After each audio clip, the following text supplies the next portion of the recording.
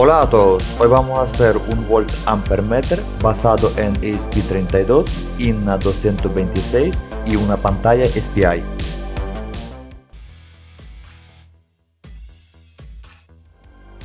Para este proyecto vamos a necesitar módulos y componentes electrónicos. Todos los detalles puedes encontrar debajo de este vídeo en la descripción y tener en la página del proyecto.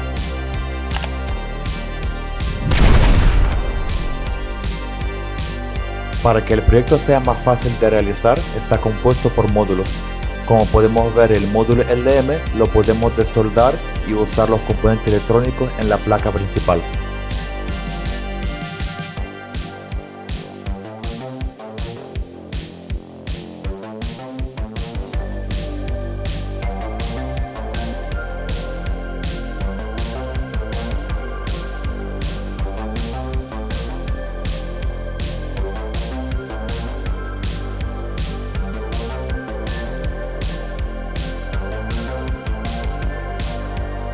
Para poder soldar los componentes electrónicos, aplicamos la pasta para soldar a todas las partes donde irán ubicados los componentes electrónicos.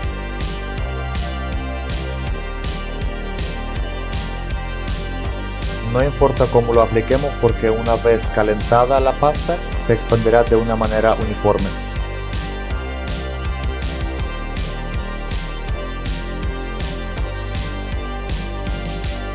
Una vez que hemos colocado los componentes en su sitio, podemos proceder a aplicar calor para poder soldarlos. Es mejor soldar antes todos los componentes electrónicos para que nos facilite el montaje más adelante. Una vez que la temperatura llegue a unos 220 grados, todos los componentes quedarán soldados. Si hace falta, se puede corregir con el soldador más adelante. Ya por último, solo nos queda limpiar los restos de flux con el isopropílico. En un principio he pensado soldar el ESP32 directamente a la placa PCB, pero después de reducir la PCB decidí elevarla un poquito por encima, y de esa manera debajo se puede ubicar un módulo LM y todos los demás componentes electrónicos que nos queden.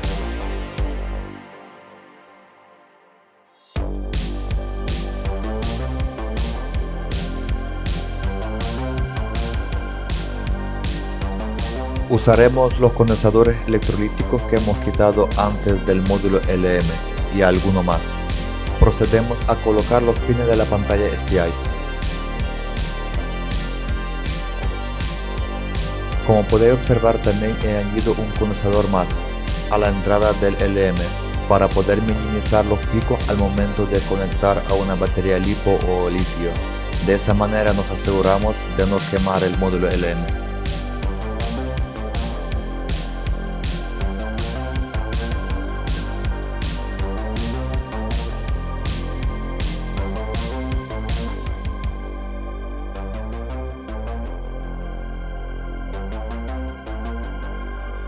En la PCB he dejado una entrada adicional de I2C.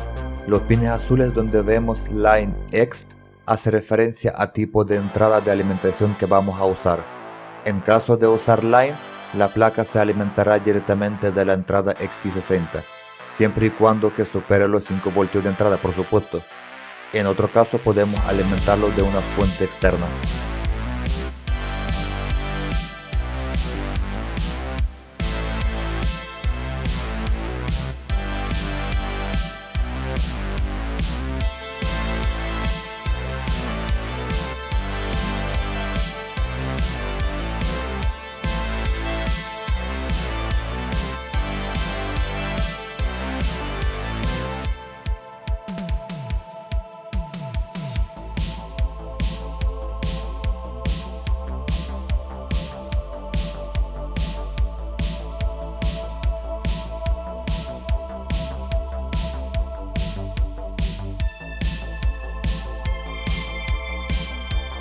Colocamos el botón en su sitio respetando la ubicación correcta. Podéis poner pausa al vídeo y verlo en la imagen.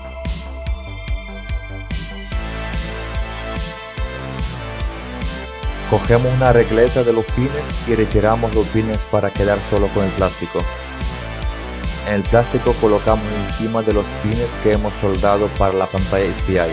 con el propósito de elevar la pantalla un poquito más por encima. La pantalla que vamos a usar es una pantalla de 1,8 pulgadas, 128 por 100 píxeles y con la conexión SPI. Las librerías que necesitáis para esta pantalla la podéis encontrar en la página del proyecto. Los modelos STL lo podéis encontrar en la página del proyecto o en la página de Thingiverse. Dejadme un like ahí si queréis. Primero colocamos los soportes que hemos imprimido. Por el lado derecho colocamos el soporte para el botón y por el lado izquierdo el soporte para los puertos USB.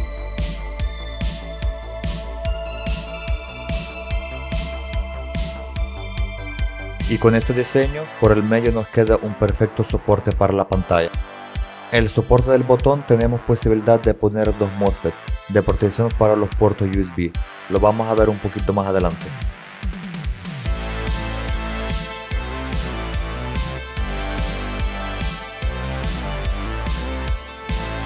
La pantalla SPI nos viene con pines soldados por la parte derecha, no hay ningún problema, solo debemos retirarlos y limpiar los agujeros para poder soldar la pantalla en la placa más adelante. La altura de los soportes está diseñada de esa manera para que cuando pongamos la tapa por encima de la pantalla quede bien y no hundida en el cuerpo. Pienso que así queda más presentable. En la página del proyecto podéis encontrar más detalles sobre este proyecto y una tabla con los shunts de resistencia para INA 226. Cada valor del shunt tiene un máximo valor que podéis medir la corriente, aparte que hay que modificarlo en el sketch. Colocamos el módulo INA 226, cortamos los pines que nos molestan y lo soldamos el módulo a la PCB.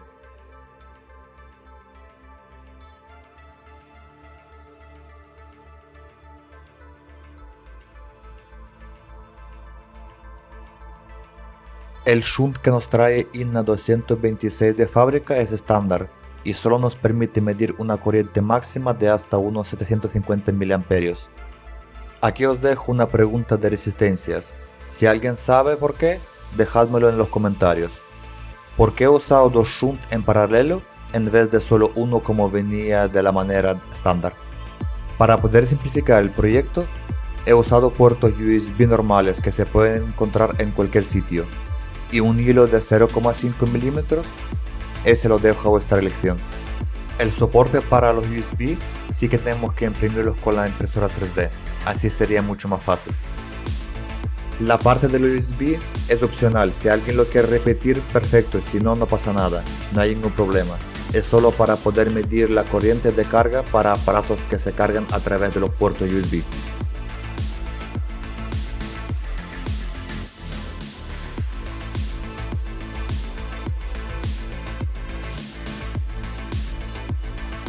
Para la salida USB he añadido una protección contra sobrevoltaje. Es una protección súper fácil de realizar. Usaremos un TL431 para alimentación de referencia y un MOSFET NPN. Aparte de eso, unas cuantas resistencias nos vendría muy bien para definir voltaje de protección. La función sería muy fácil. En momento de que el voltaje de los USB supere 5,4 voltios, actúa el TL431 y cierra el MOSFET NPN. De esa manera, las salidas de USB quedan protegidas y los aparatos que tengamos conectados ahí.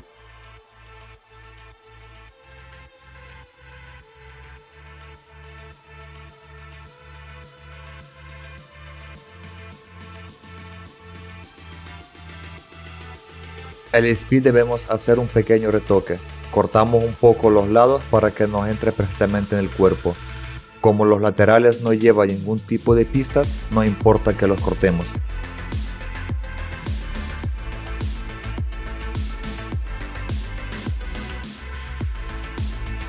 Cuando hemos cortado los laterales, podemos colocar el ESP32 en la placa PCB del proyecto. He intentado hacer la distribución de una manera organizada. Como podéis ver, creo que me ha salido bastante bien. Según la tabla podéis elegir el shunt dependiendo de la corriente máxima que queréis medir. La tapa de abajo está diseñada de una manera que tenga las salidas XT en los laterales y la entrada de alimentación externa.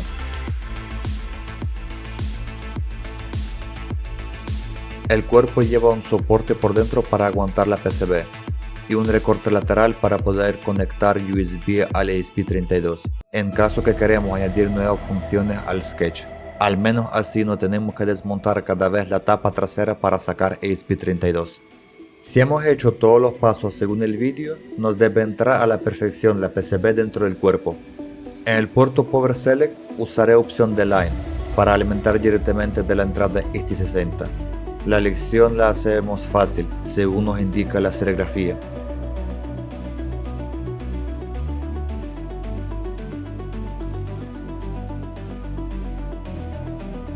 Estaba pensando de qué hacer el botón, al final decidí usar un soporte de latón. Los tornillos para la tapa de arriba son M3 de 24 mm. No tenía de esa medida, así que corté unos más largos que tenía. Colocamos los tornillos en la tapa. Procedemos a colocar la tapa en el cuerpo. Como está bien hecha las medidas, entra con un poco de presión. Una vez ubicada podemos apretar con los tornillos. Los tornillos atraviesan la tapa de arriba pasando por los soportes de la PCB y al final entran en el cuerpo apretando todo el conjunto. De esa manera queda más resistente. Si se cae un día reducimos la posibilidad de ruptura.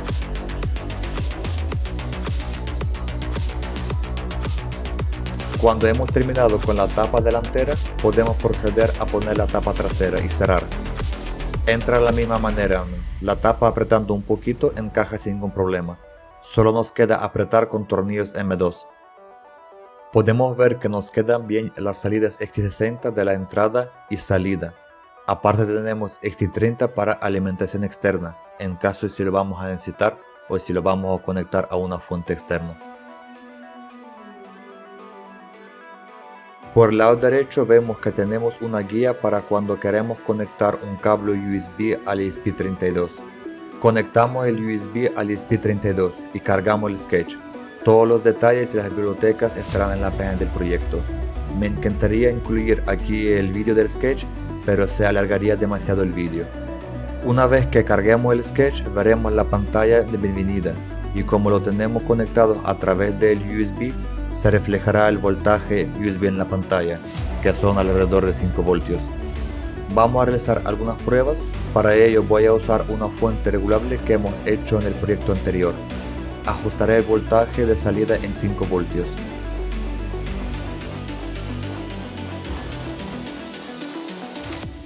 A simple vista podemos observar la comparación entre los resultados que estamos viendo en las pantallas de los dos proyectos. Para comprobar los puertos USB, usaré una carga basada en resistencias con un interruptor para poder cambiar la carga de 1 amperio a 2 amperios. Una vez que hemos conectado la carga a los puertos USB, vamos a realizar algunas pruebas. Como vemos tenemos una carga casi de 2 amperios y si subimos el voltaje un poco por encima de 5,4 voltios, activaremos la protección y en el momento cuando bajemos el voltaje por debajo de 5,4, los USB volverán a funcionar de la manera normal.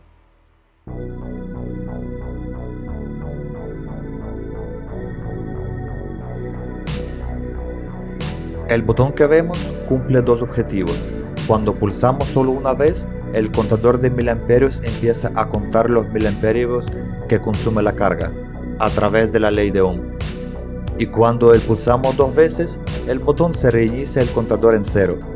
Se queda en 0 hasta que volvamos a pulsar de nuevo el botón. El ciclo volverá a empezar.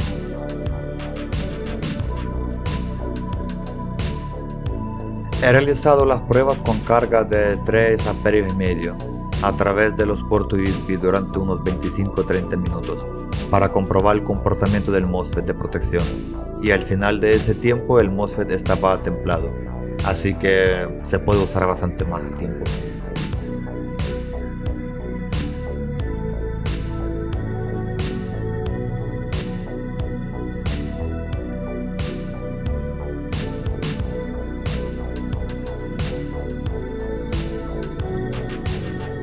Vamos a hacer una prueba mucho mejor. Voy a elevar el voltaje hasta 12 voltios. Para hacer una carga más potente voy a usar una bombilla halógena H4. Lleva 2 contactos, así que podemos hacer una carga de 55 más unos 60 vatios. Como podemos ver, ahora mismo en este instante son casi 65 vatios.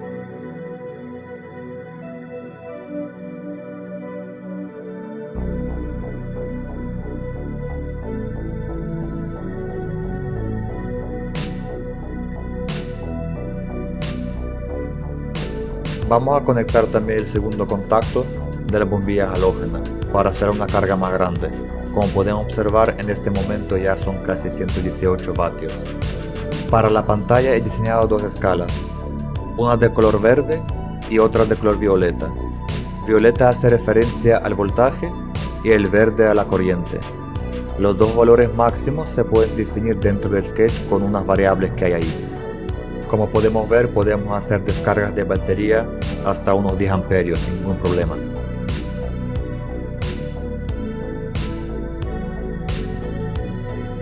Voy también a hacer la comprobación con un multímetro y los proyectos que hemos realizado antes para ver la precisión de los valores.